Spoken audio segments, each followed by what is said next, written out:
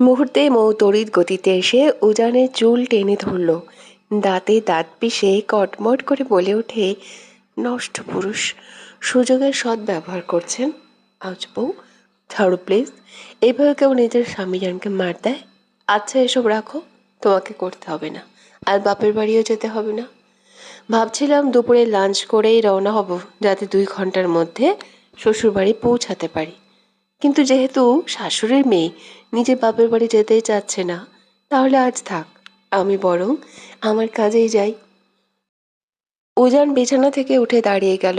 মৌ এতক্ষণ তার উপর যে চিলতে রাগ ঝাড়ছিল তা ভুলেই এক নিমেষে অসহায় দৃষ্টিতে তাকালো। কিন্তু এই খিটখিটে মানুষটার মন সহজে গলল না। তবে মনে মনে মোর বেশ খুশিও লাগছিল। জাস্ট 10টা কিস করলেই তো আজকে সে তার প্রিয় মানুষদের দেখতে পাবে। নিজের চেনা মানুষ চেনা আঙ্গিনায় যাওয়ার তীব্র আকুলতায় সমস্ত লাজ লজ্জা একপাশে সরিয়ে রেখে মৌ ঝট করে উজানের হাতটা টেনে ধরল এবং এক হ্যাচকা টানে তাকে ফেলে দিল।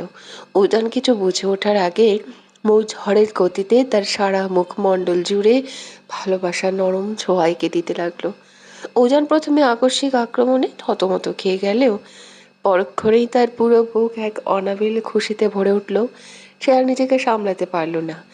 এক ছটকায় মোয়ের নিজের আয়ত্তে নিয়ে নিল। খুব গভীর এবং নিবিড়ভাবে সে স্পর্শ করলো। মৌ এবার আরও একটু ছটফট করলো না, বরং পরম শান্তিতে উজানের বাহু বন্ধনে নিজেকে সঁপে দিল। এতে উজান যেন আরও বেশি তৃপ্ত হলো। বেশ কিছু সময় পর উজান যখন তাকে আলতো করে ছেড়ে দিল, মৌ তখন জোরে জোরে হাঁপাচ্ছিল। লজ্জায় আবেশে উজানের চোখের দিকে তাকাতে পারল না। লজ্জার এই তীব্র ঝড় সামলাতে না পেরে বিছানা থেকে নেমে এক দৌড়ে কক্ষ ছেড়ে পালিয়ে যেতে চাইল। অমনি উজান পেছন থেকে তাকে শক্ত করে টেনে জড়িয়ে নিল। মৌ সাথে সাথে আবারও লজ্জায় তার বুকের ভেতর মুখ লুকিয়ে ফেলল। উজান নিজের বিচ্ছু বইয়ের পাগলামি দেখে শব্দ করে হেসে উঠল। অতঃপর মেয়েটির চিবুক ধরে মুখটা নিজের দিকে ঘুরিয়ে তার কপালে এক দীর্ঘ ভালোবাসা ছোঁয়াকে দিল। মৃদু রসালো স্বরে আওড়ালো, ভালোবাসেন, আবার লজ্জাও পান, কাছেও থাকতে চান, আবারও তার সান্নিধ্য পেলে পালিয়েও যান। আপনি বড়ই নাদান মিসেস, এইভাবে তো আর আমার থেকে দূরে সরে যাওয়া যায় না। মৌ এবার আরো বেশি কুঁকড়ে গিয়ে আবারও উজানের বুকে মুখ লুকালো। সে এমনিতেই লজ্জায় নিয়ে যাচ্ছিল, তার উপর অনবরত শায়েরি শুনিয়ে তাকে আরো বেশি লজ্জায় ফেলছে। ঠিক তখনই তার কানের কাছে প্রফেসরের গলার আওয়াজ প্রতিধ্বনিত হলো, মির্জা গালিবের মতো উক্তি দিলাম, অ্যাটলিস্ট একটা এক্সট্রা প্রাপ্য আমার নাকি? মৌ বড় বুক থেকে কোনো মতে মুখটা সামান্য তুলে বলল, আমি মেহুর কাছে যাব। মৌয়ের মুখে এমন রোমান্স বিরোধী উত্তর শুনে ওজন খুব একটা খুশি না হলেও তাকে চুপচাপ ছেড়ে দিল। সে এই মেয়েটাকে নিজের করে চায়, খুব আপন করে, মনের ভেতর কোনো ভয় বা জোর খাটিয়ে নয়। সে চাও মৌ ধীরে ধীরে ধীরে ধীরে সম্পূর্ণ নিজের ইচ্ছেতে তার কাছে আসুক। মৌ ছাড়াবে এক ছুটে রুম থেকে পালিয়ে গেল। পূজা নিজের ঠোঁটে এক তৃপ্তির হাসি ঝুলিয়ে বিছানা থেকে উঠে দাঁড়ালো। তারপর সে ধীর পায়ে এগিয়ে গিয়ে ফোনে কারোর সাথে কথা বলতে বলতে ক্যাবিনেট থেকে ট্রলি ব্যাগটা বের করলো। নিজের জন্য হাতে গোনা কয়েকটা জামা নিলেও মেয়ের জন্য তার প্রিয় সব শাড়ি আর জামা কাপড় বেছে বেছে ব্যাগে পড়লো। যদিও সে খুব ভালো করেই জানে যে মেয়েটা এতগুলো জামা রোজ পরেও শেষ করতে পারবে না, তবুও যেন সব গুছিয়ে নিল। যদি কখনো সেই বাড়িতে গিয়ে মেয়েটার মনে হয়, এই জামাটা থাকলে আজ পরা যেত। এভাবে সে তাদের প্রয়োজনীয় টুকটাক সব জিনিসপত্র পরম যত্নে প্যাক করে নিল। এদিকে হঠাৎ করে গ্রামে যাওয়ার কথা শুনে ইফাত একদম মুড অফ করে রুমের এক কোণে বসে আছে। গ্রামে যাওয়া, শ্বশুরবাড়ি যাওয়া নিয়ে তার নিজের কোনো প্রবলেম নেই। আসল প্রবলেম হচ্ছে প্রাইভেসি। নতুন বিয়ে করে এমনিতেই শান্তিতে দুটো কথা বলতে পারছে না, তার উপর শ্বশুরবাড়ি গিয়ে যৌথ পরিবারের মাঝে তেমন কোনো প্রাইভেসি পাওয়া যাবে না। এখানে মেহের তাকে দেখে কিছুটা ভয়ে ভয়ে থাকলেও অন্তত নিজের কাছে তো পাওয়া যায়। কিন্তু বাপের বাড়ি গিয়ে সে নিজের চেনা এলাকায় থাকলে ইফাতকে হয়তো পাত্তাই দেবে না। বড়জোর রাতের ওইটুকু খানি সময় মেহেরকে কাছে পাওয়া যাবে। কিন্তু এইটুকু সময় ইফাত চৌধুরীর মন কি আর পোষায়? তবুও মনে মনে হাজারটা ক্ষোভ নিয়ে সে ট্রলি ব্যাগে তাদের প্রয়োজনীয় জিনিসপত্র এক এক করে গুছিয়ে নিচ্ছিল। সে যখন মুখ হাঁড়ি করে সব গোছাচ্ছে, তখন মেহের বিছানার একপাশে গুটিসুটি মেরে বসে তার এই দশা দেখে মিটিমিটি হাসছিল। বউকে ওভাবে হাসতে দেখে ইফাতের মাথার রাগ যেন চট করে চড়ে বসলো। সে হাতের জামাটা ব্যাগে গুজে দিয়ে চেঁচিয়ে উঠল, দেখো ফুলকন্যা, একদম অমন দাঁত গেলিয়ে হাসবে না বলে দিচ্ছি। 24 ঘন্টাও হয়নি, এর মাঝেই সালামার থেকে আমার বউটাকে আলাদা করে নিয়ে যাওয়ার ফোন দিয়ে এঁটে ফেলেছে। আর ভালো করে শুনে রাখো, বাপের বাড়ি গিয়ে যেন বেশি পাখনা না গজায়। অল টাইম আমার সাথে সাথে ছায়ার মতো থাকবে, নয়তো বাসায় ফিরে এলে এমন মজা বোঝাবো যে টের পাবে। মেয়ের ইফাতের এমন ছেলে মানুষের রাগ দেখিয়ে একটু হেসে বলল, এমন কেন করছেন আপনি? দুনিয়াতে আপনি ছাড়া কোন পুরুষকে বিয়ে করেনি জীবনে? পেছন তো একটা সেকেন্ড। মেহের তার মুখের বাকি কথাটুকু শেষ করার আগে ইফাত এক তীব্র ভয়ঙ্কর রক্তচক্ষু নিক্ষেপ করলো মেহেরের দিকে। ইফাতের সেই রুদ্র মূর্তি দেখে মুহূর্তের মধ্যে মেহেরের মুখের হাসি মিলিয়ে গেল। তার মুখটা কেমন বেলুনের মতো চুপসে গেল। ইফাত হাতে সমস্ত জামা কাপড় মেঝের ওপর সজোরে ছুঁড়ে ফেলে এক লাফে মেহেরের সামনে এসে তার দুটো শক্ত করে চেপে ধরল। মেহের স্তব্ধ অবাক হয়ে তার দিকে তাকিয়ে রইল। সে ভাবতেই পারেনি যে সামান্য একটা রসিকতার কথায় এই মানুষটা এতটা মারাত্মকভাবে রেগে যেতে পারে।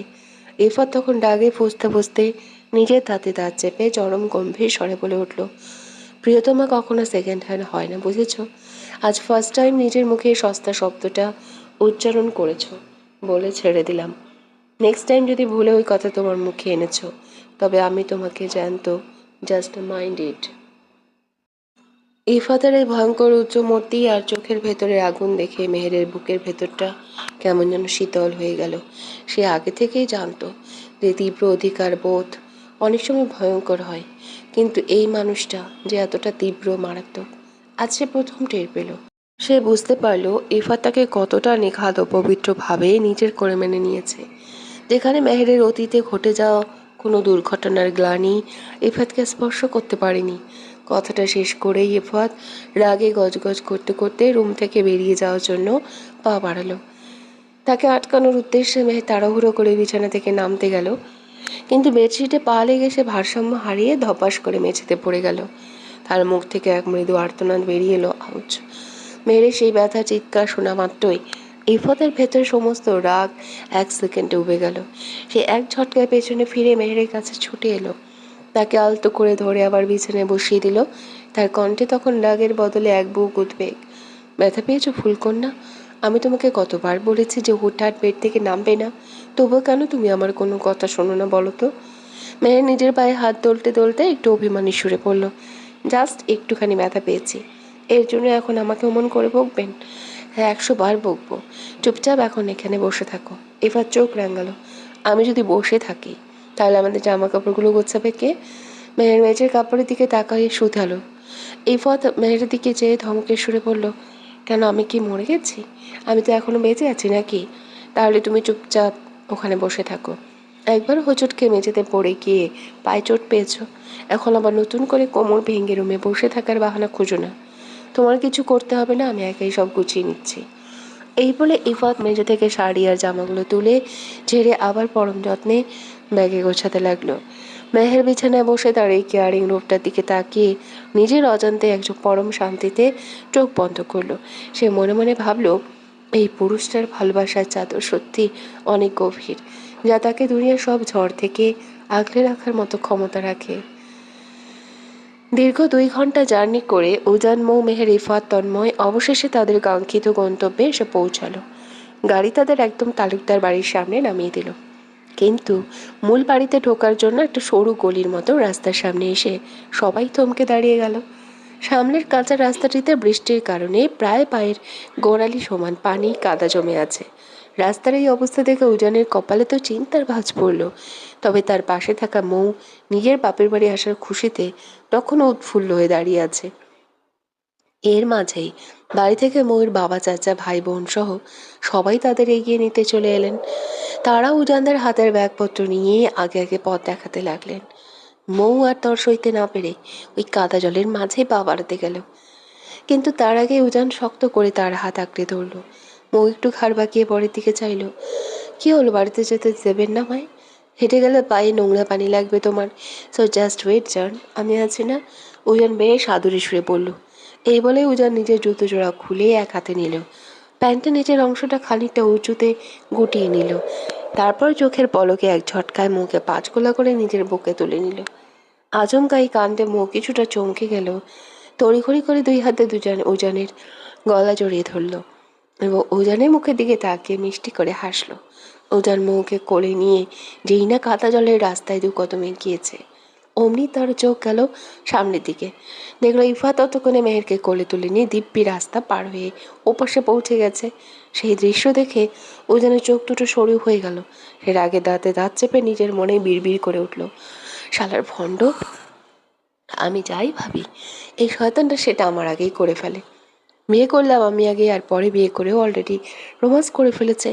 এখন বউকে কোলে নিয়ে যাওয়ার আইডিয়াটা মাথায় আনলাম আমি, কিন্তু ব্যাটা নিজেই আগে আমার আগে চলে গেল। ও মাই গড, না জানি ও আমার আগে বাপও হয়ে যায় নাকি। ও শিট, এমনটা যদি হয় সত্যি, তবে তো আমি সকলের সামনে মুখ দেখাবো কিভাবে? ছি ছি ছি।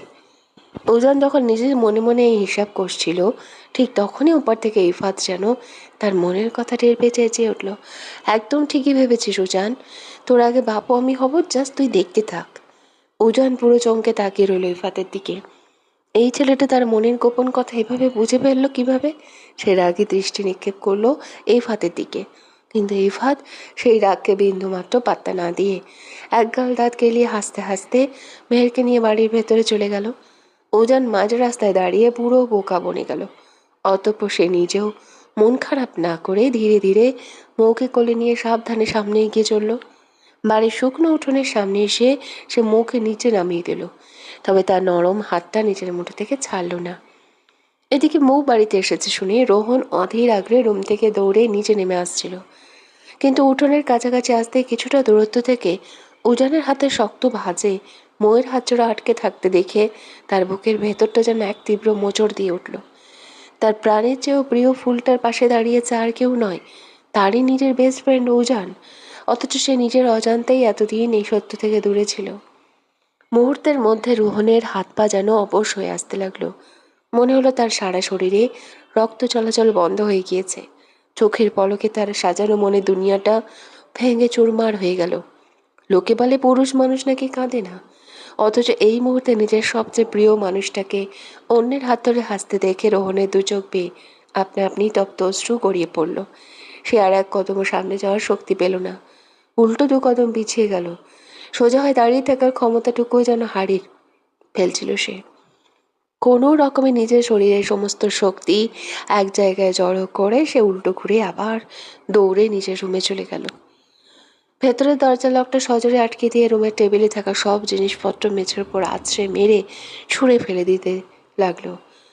তুই আমার সাথে এমনটা কেন করলি ফুল? তোর বিয়ে হয়ে গেছে শুনেই আমার বুকটা ফেটে যাচ্ছিল, আর এখন আমার নিজের বেস্ট ফ্রেন্ডকে বিয়ে করে আবার আমাকে দুমড়ে মুচড়ে শেষ করে দিলি। এই ভয়ঙ্কর যন্ত্রণা আমি কিভাবে সহ্য করব? কাকে দেখাবো আমার এই মনের ক্ষত? কিভাবে পারলি তুই আমাকে এভাবে একা ফেলে অন্য কারো ঘরের বউ হতে? তোর কি একবারের জন্য বুকটা কাঁপলো না? সে নিজের মাথার চুল খামচে ধরে ফুঁসতে ফুঁসতে বলল, কি দোষ ছিল আমার বলতো? আমি কি খুব খারাপ ছিলাম? আমাকে কি একটু আপন করে নেওয়া যেত না ফুল? ঠিক তখনই বন্ধ দরজার ওপার থেকে হালকা টোকার শব্দ ভেসে এলো। দরজার আওয়াজ পেয়ে রোহন স্তব্ধ হয়ে গেল। সে তড়িঘড়ি করে নিজের চোখে জল মুছে নিজেকে কিছুটা স্বাভাবিক করার চেষ্টা করলো, কিন্তু তার চোখ মুখে সেই গভীর যন্ত্রণার ছাপ কোনোভাবেই আড়াল করা গেল না। ধীরে ধীরে দরজাটা খুলতেই সে সামনে ময়ের মাকে দাঁড়িয়ে থাকতে দেখল। তিনি রোহনের মলিন মুখের দিকে তাকিয়ে অত্যন্ত করুণ এবং নিচু স্বরে বললেন, বাবা নিচে চলো, সবাই এসেছে। রোহন একটা শুকনো তাচ্ছিল্যের হাসি এসে বলল, যাবো তো মা, আপনি আমার মা, আপনি যখন বলেছেন নিচে যেতে আমি যাব না এমনটা কখনো হয়? আপনি বললে তো আমি আমার এই তুচ্ছ জানটাও দিয়ে দিতে পারি।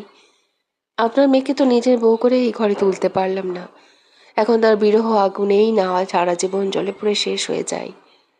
ময়ের মা ছেলেটার এমন বুক ফাটা কথা শুনে নিজের চোখের জল ধরে রাখতে পারলেন না। তিনি কাতর স্বরে বললেন, বাবা তুমি চুপ করো এবার, তোমার এই কথাগুলো আমি আর সহ্য করতে পারছি না। রোহন আবারও একটা তার ছেলের হাসি আসলো। মা ও মা, আপনি আমার এই সামান্য মুখের কথাই সহ্য করতে পারছেন না, অথচ আমি যে নিজে গিয়ে আমার প্রাণের ফুলকে আমারই নিজের বেস্ট ফ্রেন্ডের বউ হিসেবে দেখতে যাচ্ছি, এটা আমি কিভাবে সহ্য করছি বলুন তো? এই এতিম ছেলের জীবনে কি দুঃখ কষ্টের খুব কমতি ছিল যে আজ এই দিনটাও চোখ মেলে দেখতে হলো? সে নিজের বুকের ভেতরে কান্নার ঝড়কে এক বিশাল পাথরের নিচে চেপে ধরে লম্বা একটা শ্বাস নিল। তারপর বলল, চলুন মা, আমার বুকে শত কষ্ট হলেও আমি যাব। আজ সবার সামনে গিয়ে দাঁড়াবো। যেহেতু সে এই মানুষটাকে নিজের মায়ের মতো শ্রদ্ধা করে, মা বলে ডাকে, তাই তার মুখের কথা সে কিছুতেই অমান্য করতে পারবে না। বুকে এক সমুদ্র কষ্ট নিয়ে রোহন ধীর পায়ে নিচে নামার জন্য পা বাড়ালো। রোহন ধীরে ধীরে সিঁড়ি বেয়ে নিচে নেমে আসছে, আর প্রতিটা কদমে তার মনে হচ্ছে বুকের ভেতরে পাঁজরগুলো ভেঙে গুঁড়ো গুঁড়ো হয়ে যাচ্ছে। চোখের সামনে সে স্পষ্ট দেখতে পাচ্ছে উজান মোয়ের পাশে দাঁড়িয়ে আছে। অথচ একটা সময় সে স্বপ্ন দেখতো এই জায়গাটাতে উজান নয়, বরং তার নিজের থাকার কথা ছিল। উজান সিঁড়ির দিকে তাকাতেই রোহনকে দেখতে পেয়ে বেশ খুশি হলো, দ্রুত এগিয়ে এলো। সে রোহনকে শক্ত করে বুকে জড়িয়ে ধরে আনন্দের সুরে বলে উঠল, দোস্ত তুই এখানে, কি দারুণ সারপ্রাইজ। রোহন উজানের বুকের ভেতর থেকে নিজের কান্না চেপে ধরে নিজেকে স্বাভাবিক রাখার সর্বোচ্চ চেষ্টা করলো। সে উজানকে আলতো করে ছেড়ে দিয়ে ধীর স্বরে বলল, এটা এতিম ছেলেটারই বাড়ি, আর তুই এই এতিম ছেলেটার বেঁচে থাকার একমাত্র অবলম্বনটাকেই আজ নিজের করে নিয়েছে। উজানের কানে স্পষ্ট কথাগুলো স্পষ্ট না পৌঁছানো সে ভ্রু কুচকে শুধালো, কিছু বললি রোহন? ঠিক শুনতে পাইনি। কিছু না। তোরা তো অনেকক্ষণ জার্নি করে এসেছিস, অনেক টায়ার্ড নিশ্চয়ই। তোরা সবাই ওপরে গিয়ে ফ্রেশ হয়ে রেস্ট নে। বাকি সব কথা না হয় সন্ধ্যার দিকে হবে। এখন আছি আমি, ইফাত, তন্ময়, তোরাও চল রুমে গিয়ে রেস্ট নে। বুকের ভেতর 1000 একটা যন্ত্রণার ছাই চাপা দিয়ে রোহন সবার সাথে অত্যন্ত হাসিমুখে কুশল বিনিময় করলো। তার এই হাসির আড়ালের ক্ষত কেউ টেরই পেল না। সবাই এক এক করে যে যার রুমের দিকে চলে গেল। সবাই চলে গেল, মো ওখানে দাঁড়িয়ে রইল। সে বেশ খুশি মনে মুখে এক চিলতে মিষ্টি হাসি নিয়ে রোহানের সামনে এসে দাঁড়ালো। সে আহ্লাদের সুরে জিজ্ঞেস করলো, ভাইয়া কেমন আছো তুমি? কতদিন পর দেখা, কতদিন পর। ময়ূরের নিষ্পাপ প্রশ্নটা রোহানের জ্বলন্ত ক্ষতবিক্ষত হৃদয় যেন ফুটন্ত তেল ঢেলে দিল। সে রক্তিম চোখে ময়ের দিকে তাকিয়ে তীব্র ক্ষোভ অভিমানে বলে উঠল, আমাকে মৃত্যুর মুখে ঠেলে দিয়ে এখন তুই জিজ্ঞেস করছিস কেমন আছি আমি? তুই কখনো শুনেছিস ফুল, কেউ স্বেচ্ছায় বিষ পান করে আবার সুন্দরভাবে বেঁচে থাকতে চায়? রোহনের এমন ভয়াবহ কথা শুনে ময়ের মুখের মিষ্টি হাসি মুহূর্তেই মিলিয়ে গেল। সে একদম চুপ হয়ে ভয়ার্ত চোখে তাকিয়ে রইল। তখন আবারও রোহন একটা তাচ্ছিল্যের হাসি আসলো। তার চোখের কোণে তখন নোনা জল চিকচিক করছে। সে আকাশের দিকে তাকিয়ে উদাসীন গলায় বলল, জানিস ফুল, আজ তোদের এই বর্বউ সাজা একসাথে দেখে আমার বুকের ভেতর একটা গান খুব করে পাচ্ছে, একদম আমার এই অভিশপ্ত লাইফটার মতো। ঠিক তখনই রোহন সম্পূর্ণ ভেঙে পড়া গলায় নিজের চোখের জল ছেড়ে দিয়ে ডুকরে কেঁদে ওঠার মতো সুরে মিনমিন করে গেয়ে উঠল, যখন লাল শাড়ি তুই পরলি গায়ে। রোহনের মুখের এই আকুল গান আর তার চোখের অবাধ্য অশ্রুধারা দেখে ময়ের বুকের ভেতরটা কেঁপে উঠল। সে সম্পূর্ণ অসহায় চোখে রোহনের দিকে তাকিয়ে রইল। এই মুহূর্তে এই পাগল ছেলেটাকে সান্ত্বনা দেওয়ার মতো কোনো ভাষা বা অধিকার কোনোটাই যে তার কাছে অবশিষ্ট নেই। সে অপরাধীর মতো মাথা নিচু করে ভাঙ্গা গলায় শুধু এইটুকু বলতে পারল, ভাইয়া আমি আসলে। রোহন তার কথা শেষ করতে না দিয়ে হু হু করে কেঁদে উঠল। নিজেকে আর স্বাভাবিক রাখতে পারছে না কোনোভাবেই। আমি জানি তুই কোনোদিনও আমাকে ওভাবে ভালোবাসিসনি, এটাই বলবি তো? কিন্তু একটুখানি ভালোবাসলে তোর কি এমন ক্ষতি হতো বলতো? না হয় এই অনাথ এতিম ছেলেটার দিকে চেয়ে দয়া করেই সারা জীবন আমার হয়ে থেকে যেতি। রোহানের এই তীব্র আর্তনাদ বাতাসে মিলিয়ে গেল, আর মৌ নিষ্পলক চোখে শুধু নিজের শৈশবের চেনা ভাইয়াটার এই ধ্বংসস্তূপ হয়ে যাওয়া রূপ দেখতে লাগলো। আজ বাপের বাড়ি ফেরার সব আনন্দ তার এক নিমিষে বিষাদে পরিণত হলো। মানুষটা আজও তার অপেক্ষায় ছিল। রোহন ভাইয়া শোনো, মৌ মৃদু কণ্ঠে ডাকলো, কিন্তু রোহান যেন আজ কোনো যুক্তি শুনতে রাজি নয়। বরং সে আকুতি গলায় বলল, ফুল ফিরে আয় না আমার কাছে। আমি এখনো তোকে সম্পূর্ণ আপন করে নিতে রাজি। গড প্রমিস, কখনো তোর অতীত নিয়ে একটা প্রশ্ন তুলবো না। সারা জীবন তোকে বুক দিয়ে ভালোবেসে আগলে রাখবো। আয় না ফুল, ফিরে আয় না আমার কাছে। রোহানের এই বুক ফাটা আকুতি শুনে মো ভেতর থেকে দুমড়ে মুচড়ে ভেঙে যাচ্ছে। সেই মানুষটাকে কিভাবে বোঝাবে যে সে জন্মাবতী তাকে শুধু নিজের আপন বড় ভাই ভেবে এসেছে, যাকে সে ভাই হিসেবে দেখেছে তাকে কিভাবে নিজের জীবন সঙ্গী হিসেবে কল্পনা করবে। মৌ তার কাঁপা কাঁপা গলায় বুক ফোড়া কষ্ট নিয়ে বলে, আমার বিয়ে হয়ে গেছে রোহন ভাইয়া, প্লিজ আমার এই সাজানো সংসারটা তুমি ভেঙে দিও না। আমি সত্যিই বড্ড ভালোবাসি আমার প্রফেসর সাহেবকে। তাকে ফেলে আমি কখনোই তোমার হতে পারবো না, কোনোদিনও না। ময়ের মুখে এই কথা শুনে রোহন একদম স্তব্ধ হয়ে গেল। সে শুকনো মুখে ফিসফিস করে, তাহলে আমার মাঝে ঠিক কি কমতি ছিল যে আমাকে ভালোবাসতে পারলি না ফুল? আমি কি সত্যি তোর অযোগ্য ছিলাম? তোর সাথে কি আমাকে বড্ড বেশি বেমানান লাগতো বল? রোহানের এই অসহায় প্রশ্নে মেহেরের বুকটা এফোড় ওফোড় করে দিল।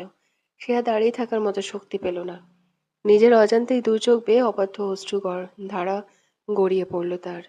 মৌ ততক্ষণে নিজের কান্নায় ভেঙে পড়ে হিতাহিত জ্ঞান হারিয়ে দৌড়ে সিঁড়ি বেয়ে ওপরে উঠতে লাগলো। সে যদি একবারের জন্য জানতো যে রোহান আজ এখানে ফিরে এসেছে, তবে সে কখনোই এই বাপের বাড়ি আসার বায়না করতো না। সে ঝড়ের গতিতে নিজেদের রুমে এসে ঢুকলো। রুমে ঢুকেই কোনো দিকে না তাকিয়ে বিছানার পাশে দাঁড়িয়ে থাকা উজানের চওড়া বুকে গিয়ে আছড়ে পড়ল এবং তাকে শক্ত করে জড়িয়ে ধরে হাউমাউ করে কেঁদে উঠল। উজান নিজের পিচ্চি বউকে এভাবে ঝড়ের মতো এসে বুকে জড়িয়ে ধরে কাঁদতে দেখে বিচলিত হয়ে পড়ল। সে অত্যন্ত উদ্গ্রীব চিন্তিত কণ্ঠে শুধালো, যে কি হয়েছে তোমার? কাঁদছো কেন এমন করে? বলো আমায়। মৌ কোনো উত্তর দিল না। সে শুধু উজানের শার্টের কলার খামচে ধরে অবুঝ বাচ্চার মতো কেঁদে ফেলল। উজান তাকে শান্ত করার আপ্রাণ চেষ্টা করেও বারবার ব্যর্থ হচ্ছিল। সে ময়ের গাল দুটো নিজের হাতের মুঠোয় নিয়ে আবার আকুল স্বরে বলল, এই পিচ্চি, বলো না কি হয়েছে? কেউ কি কিছু বলেছে তোমায়? আমায় বলো। আমি বাড়ি ফিরে যাব প্রফেসর সাহেব, আমায় প্লিজ ও বাড়িতে ফিরিয়ে নিয়ে চলুন। আমি এখানে আর এক মুহূর্ত থাকবো না। আমার ভীষণ কষ্ট হচ্ছে, খুব কষ্ট হচ্ছে আমার। ময়ূর এই কান্না ভেজা কণ্ঠের ব্যাকুল মিনতি শুনে উজানি নিজের বুকটাও এক তীব্র যন্ত্রণায় মোচড় দিয়ে উঠল। সে কিছুতেই হিসাব মেলাতে পারছে না যে মেয়েটা বাপের বাড়ি আসার আনন্দে সকালে নাচানাচি করছিল, সে এখানে পা রাখতেই হঠাৎ এমন চলে যাওয়ার জন্য কেন ছটফট করছে। উজান আলতো করে ময়ূর চিবুক ধরে মুখটা নিজের দিকে ওপরে তুলল। পিচ্চি, কি হয়েছে তোমার? এমন করছো কেন? তুমি নিজেই তো বাপের বাড়ি আসার জন্য ঠিক কতটা এক্সাইটেড ছিলে, তাহলে এখন কেন এমন বলছো? কিন্তু আমি এখন এখানে থাকতে চাই না। মৌজানের বুকে নিজের কপাল ঠেকে ডুকরে উঠল। আপনি আমায় ভালোবাসেন তো? ভালোবাসেন তো আমায়? তাহলে চলুন, আমরা এখনই চলে যাই। আমার এখানে দম বন্ধ হয়ে আসছে, প্লিজ চলুন। উজান ময়ের এই পাগলামি দেখে তাকে পরম মায়ে নিজের বুকের সাথে আরো শক্ত করে মিশিয়ে রাখলো। তার কপালে মাথায় স্নেহের গভীর চুমুকে দিয়ে অতি ধীর নরম গলায় বোঝাতে লাগলো, ট্রাই টু আন্ডারস্ট্যান্ড পেয়েছে। আমরা এইমাত্র ঢাকা থেকে এসে পৌঁছালাম। এখন যদি হুট করে কাউকে কিছু না বলে আমরা চলে যাই, তবে আব্বা আম্মা কি মনে মনে অনেক কষ্ট পাবেন। আমার লক্ষ্মী বউটা নিশ্চয়ই এমন কিছু করবে না যাতে বড়রা কষ্ট পায়, তাই না? আমরা যাবো তো, জাস্ট আর কিছুদিন এখানে সবার সাথে থেকে তারপর চলে যাব। প্রমিস করছি তোমায়। মৌ আর কোনো কথা বলল না। সে নিজের মনের কথাগুলো মনেই চেপে রেখে ওজনের চওড়া বুকের দিকে অসহায় দৃষ্টিতে তাকিয়ে মনে মনে বিড়বিড় করে উঠল, আপনাকে আমি কিভাবে বোঝাবো প্রফেসর সাহেব? আমি এখানে থাকলে যে আমার শৈশবে চেনা অন্য কোন একটা মানুষ একেবারে ভেঙে গুঁড়ো গুঁড়ো হয়ে যাবে। আমি তো তাকেও কষ্ট দিতে চাই না। কেন এমন এক পরিস্থিতিতে আমায় ফেললো মাবুদ? ময়ের শরীরটা এখনো হালকা কাঁপছিল। সে কিছুক্ষণ উজানের দিকে নিবু নিবু দৃষ্টিতে তাকিয়ে রইল। তারপর ধীর পায়ে নিজের জামা কাপড় নিয়ে ওয়াশরুমে চলে গেল সাবান নিতে। উজান বিছানায় দাঁড়িয়ে ময়ূরে আকস্মিক রহস্যময় পরিবর্তন দেখে মনে মনে ভীষণ অবাক হলো। তবে সেই মুহূর্তে বিষয়টি নিয়ে আর বেশি ঘাটাঘাটি করতে চাইল না। সে একটা দীর্ঘশ্বাস ফেলে রুমের বাইরে এসে তন্ময়কে ডাকলো। দুজনে মিলে নিজেদের মাঝে কিছু গুরুত্বপূর্ণ কথা বলতে লাগলো। মৌ শাওয়ার শেষ করে ফ্রেশ হয়ে রুমে ঢুকলো, কিন্তু পুরো রুমে উজান নেই দেখে সে বেশ অবাক হলো। কারণ উজান এখানকার তেমন কিছুই চেনে না। চেনা কোনো মানুষ নেই, তাহলে পড়ন্ত বিকেলে সে একা একা গেল কোথায়? মৌ নিজের নিজের ভেজা চুলগুলো তোয়ালে দিয়ে কিছুটা ঠিক করে নিয়ে উজানকে খুঁজতে রুম থেকে বেরিয়ে পড়ল। নিচে নেমে নিজের মায়ের কাছে উজানের খোঁজ করেও কোনো হদিশ মিলল না। বাধ্য হয়ে সে নিজেই ধীর পায়ে বাড়ির বাইরের উঠোনের সামনে এসে দাঁড়ালো। চারপাশে তখন ধীরে ধীরে গোধূলির আলো মুছে সন্ধ্যা হয়েছে। সন্ধ্যা নামছে ঠিক সেই সময় বাড়ির সদর দরজা দিয়ে প্রচণ্ড বিধ্বস্ত এবং উস্কো খুস্কো অবস্থায় রোহন ভেতরে ঢুকলো। মৌ তাকে দেখে অস্বস্তি বোধ করলো এবং দ্রুত তাকে পাশ কাটিয়ে ভেতরে চলে যেতে চাইলো, কিন্তু রোহন তাকে সুযোগ দিল না। সে এক ঝটকায় এসে মৌয়ের একদম মুখোমুখি দাঁড়িয়ে পথ আটকে দিল। হুট করে রোহনকে এভাবে সামনে চলে আসতে দেখে মৌ খানিকটা ঘাবড়ে গেল।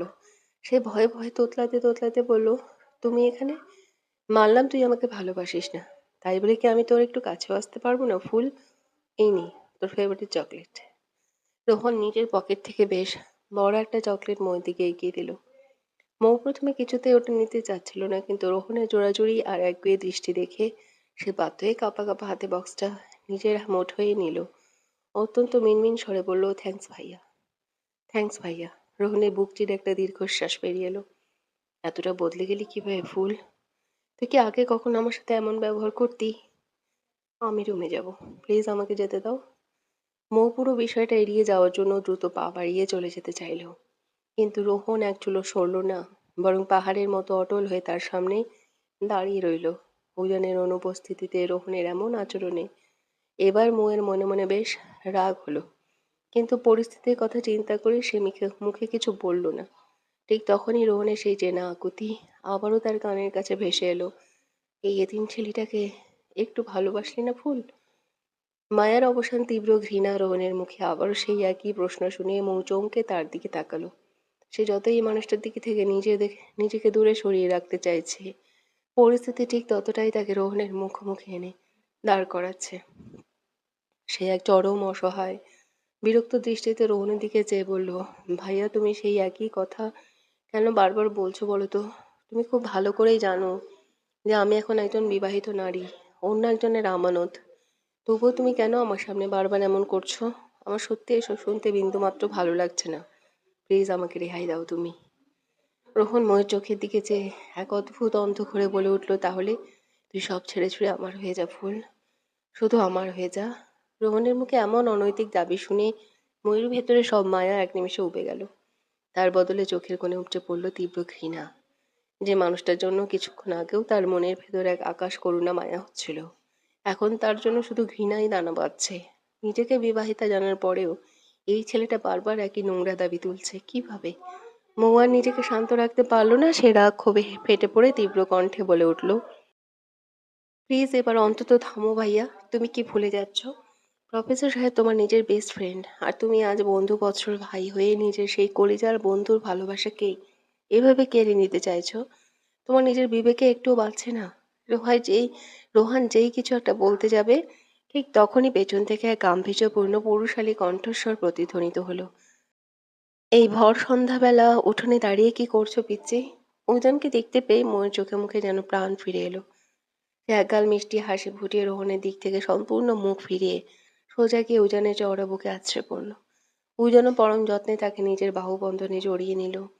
পেছন থেকে রোহান অত্যন্ত রক্তিম হিংস্র দৃষ্টিতে তাকিয়ে রইল তাদের এই নিবিড়তার দিকে। তার বুকের ভেতরটা ঈর্ষা ও তীব্র ক্ষোভে ফেটে পড়ার উপক্রম হচ্ছিল।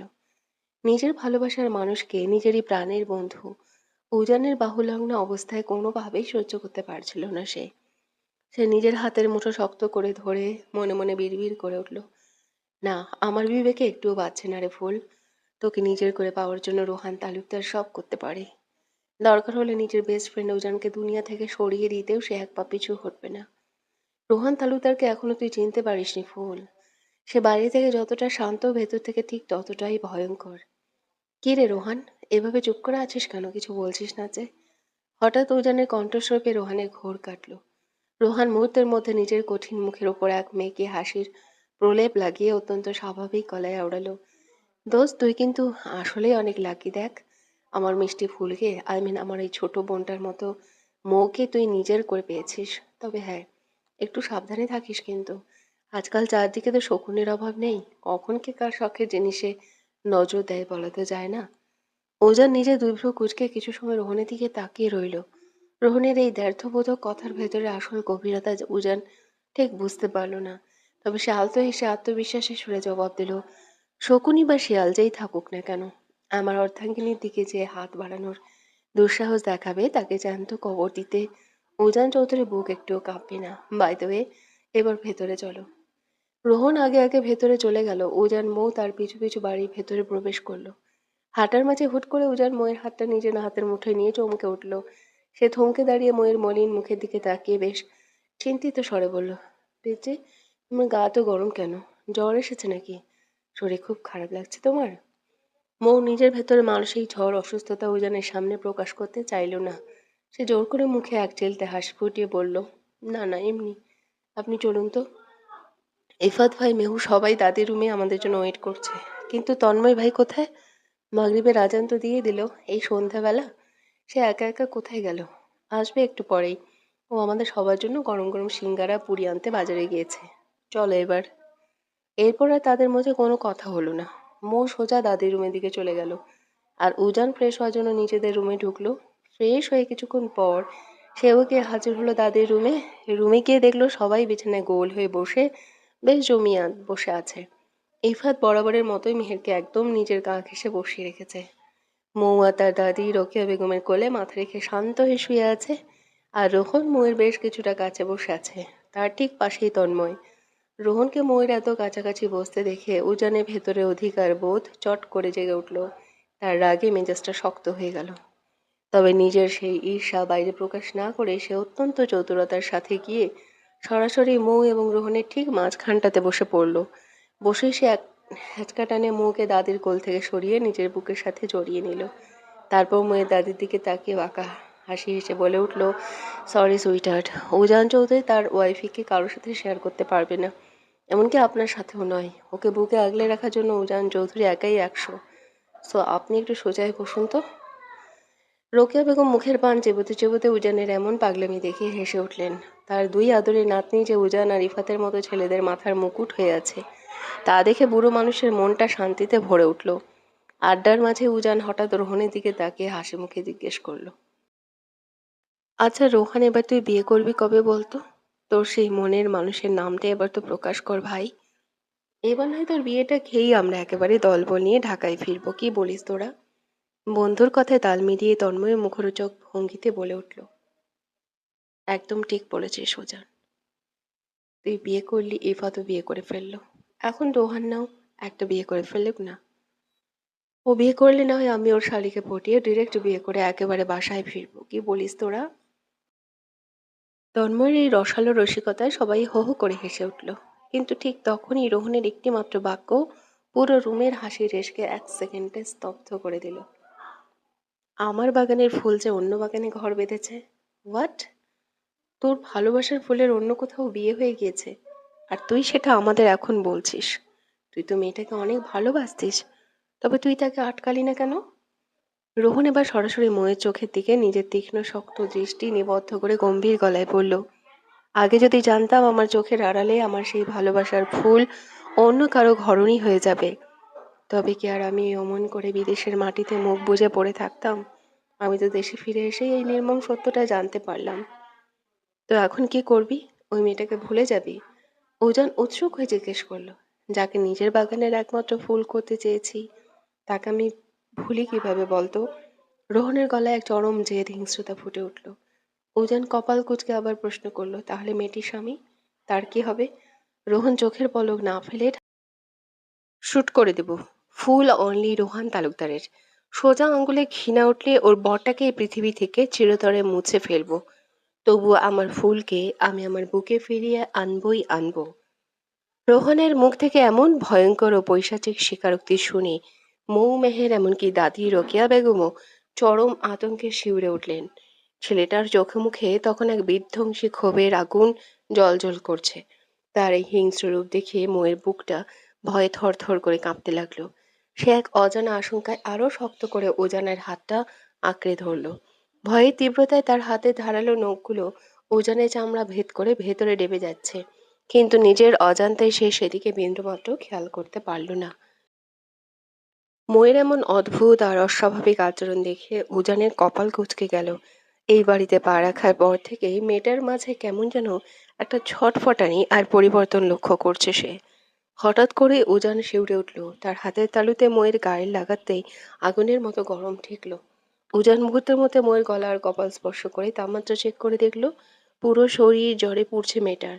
সাথে সাথে তার চোখ দুটো রাগে লাল হয়ে উঠল। সে এক কর্কশ কণ্ঠে প্রশ্ন ছুড়ে দিল, পিচ্চি, তুমি না কিছুক্ষণ আগে বললে তোমার কিছু হয়নি, তাহলে শরীর এত গরম কেন? এত জ্বর বাঁধালে কিভাবে? আমার অবর্তমানে বৃষ্টিতে ভিজেছিলে? সত্যি করে বলো আমায়। মৌ কিছু বলার আগেই পাশ থেকে মেহের মুখ খুলে বলল, হ্যাঁ হ্যাঁ ভাইয়া। মৌ গতকালকে টানা 2 ঘন্টা বৃষ্টিতে ভিজেছিল। আমি কত বারণ করলাম কিন্তু আমার কোনো কথাই শোনেনি। তখনই ওর ঠান্ডা লেগে গিয়েছিল কিন্তু কাউকে কিচ্ছু বুঝতে দেয়নি। আপনাকে বলতেও আমার বারণ করেছিল আমায়। মেয়ের মুখে সত্য ফাঁস হতে দেখে মৌ একরাশ অসহায় চোখ নিয়ে তাকালো। মনে মনে ভাবলো কোথায় মেহের তাকে উজানের বকা থেকে বাঁচাবে, তা না করে উল্টো সবার সামনে এভাবে ফাঁসিয়ে দিল। মৌ অত্যন্ত দুর্বল মিনমিন করলো, সত্যি বলছি প্রফেসর সাহেব, আমার কিচ্ছু হয়নি, এমনকি একটুও ঠান্ডা লাগেনি। কিন্তু কপাল খারাপ কথাটি শেষ হতে না হতে মৌয়ের বুক চিরে এক দমকা কাশি উঠে এলো। নিজের মিথ্যা ধরা পড়ে যাওয়ায় মৌ চট করে উজানের বুক ঘেঁষে মুখ লুকিয়ে নিল। মৌয়ের এমন কাণ্ড দেখে উজান রাগে নিজের দাঁতে দাঁত চেপে ধীরে কণ্ঠে বলল, রুমে চলো, আজ ওখানেই তোমাকে মজা দেখাচ্ছি। অনেক বড় হয়ে গিয়েছো, নিজের শরীরে যত্ন নিতে পারো না, তাই না? উজানের সেই তীব্র চাহনি দেখে ময়ের শুকনো ঢোক গেলা ছাড়া আর কোনো উপায় রইল না। উজান এবার ময়ের দিক থেকে সাময়িকভাবে নিজের তপ্ত দৃষ্টি সরিয়ে নিল। সোজা রোহনের দিকে তাকালো। রোহন তখন ওভাবেই বসেছিল। উজান হালকা হেসে বলল, রোহন, তুই যেন কি বলেছিলি? ও হ্যাঁ, কাউকে মার্ডার করার কোনো দরকার নেই দোস্ত। তুই জাস্ট আমাকে ওই মেয়েটির নাম ঠিকানা বল, আমি নিজেই তাকে তোর বুকে এনে দেবো। রোহন বিছানা থেকে উঠে দাঁড়িয়ে জোর করে মুখে এক চিলতে হাসি ফুটিয়ে বলল, থ্যাঙ্কস দোস্ত, কিন্তু আমার ফুলকে পাওয়ার জন্য শুধু আমি একাই লড়বো। তোদের কারো সাহায্য আমার লাগবে না। তোরা পারবি না আমার ফুলকে আমার করে দিতে। রোহনের এই কথার ভেতরের আসল বিষাক্ত গভীরতা উপস্থিত আর কেউ না বুঝলেও মৌ মেহেরার দাদি রোকেয়া বেগম ঠিকই টের পেলেন। এরপর আর এক মুহূর্ত না দাঁড়িয়ে রোহন গুটি গুটি পায়ে কক্ষ ত্যাগ করলো। রোহন চলে যেতে উজান সোজা রোকেয়া বেগমের দিকে ফিরল এবং নরম কণ্ঠে জিজ্ঞেস করলো, সুইটহার্ট, আপনার সাথে আমার কিছু জরুরি কথা ছিল। রোকেয়া বেগম রোহনের যাওয়ার পথের দিকে তাকিয়েছিলেন। উজানের ডাকে তিনি দৃষ্টি ফিরিয়ে তার দিকে তাকালেন।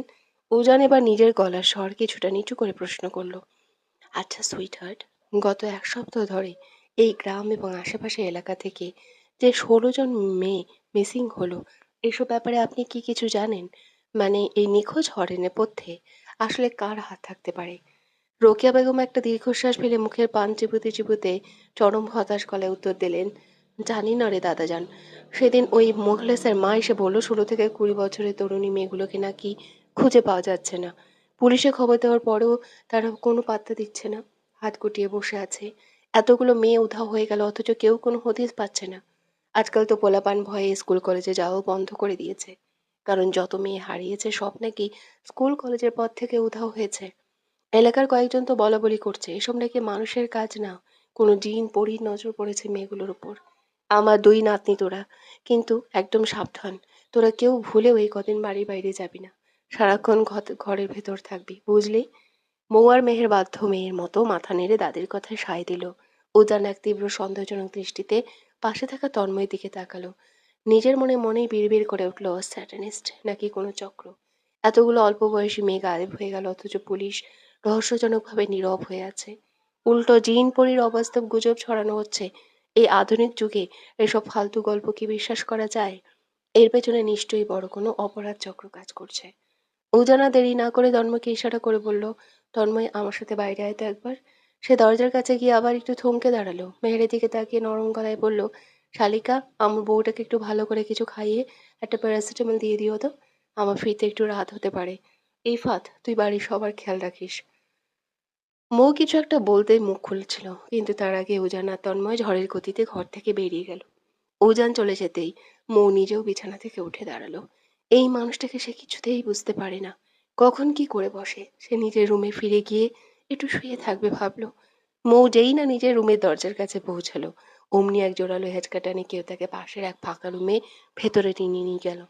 হঠাৎ এমন ঘটনায় মৌ প্রথমে ভীষণ ভয় পেয়ে আঁতকে উঠল। পরক্ষণেই তার হাত ও শরীরের স্পর্শ টের পেয়ে সে বুঝে গেল এই ঘৃণ্য কাজটা কার। মুহূর্তেই তার ভয় রূপ নিল চরম ক্রোধে। সে তীব্র হিংস্র চোখ মেলে সামনে দাঁড়িয়ে থাকা রোহনের দিকে তাকালো। রোহন তখন এক অদ্ভুত ভাব নিয়ে ময়ূর একদম গা ঘেঁষে দাঁড়িয়ে আছে। তার ঠোঁটের কোণে এক পৈশাচিক বাঁকা হাসি। মৌ আর সহ্য করতে পারল না। সে নিজের সমস্ত শক্তি এক করে রোহনের বুকে সজোরে এক ধাক্কা দিল। আচমকা ধাক্কায় রোহন কিছুটা পিছিয়ে গেল বটে, কিন্তু তার ভেতরে শয়তানি কমল না। সে আবার দুষ্টু হেসে বলতে লাগলো, বাহ বাহ, আমার ফুল দেখছি এই তীব্র জ্বরের শরীরেও অনেক জোর রাখে। তা এত এনার্জি পাচ্ছিস কোথায়? হুম?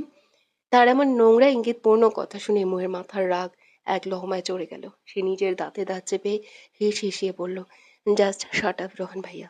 তোমার দিন দিন একটু বেশি স্পর্ধা বেড়ে যাচ্ছে, তাই না? তোমাকে কতবার বললে তুমি আমার পিছু ছাড়বে বলো তো?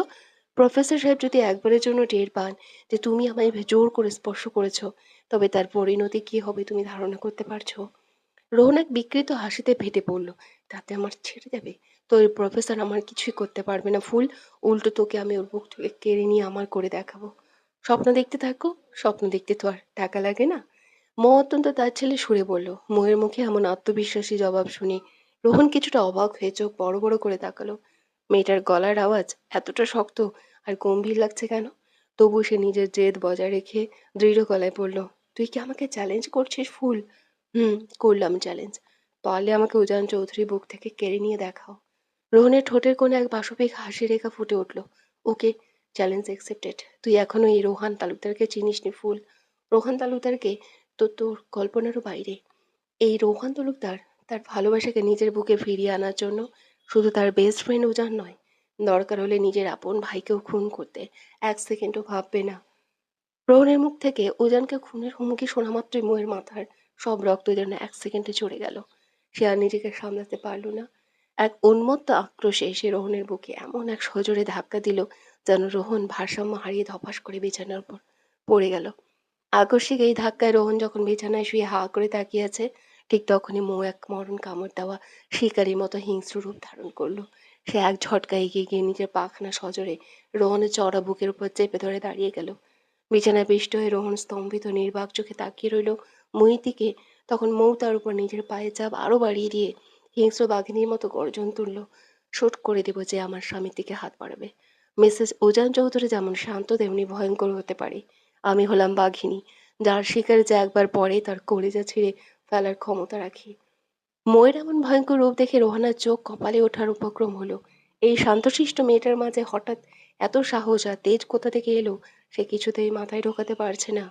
মৌ নিজেই নিজেকে কিছুটা স্বাভাবিক করে নিয়ে রোহনের বুক থেকে নিজের পাখানা সরিয়ে নিল।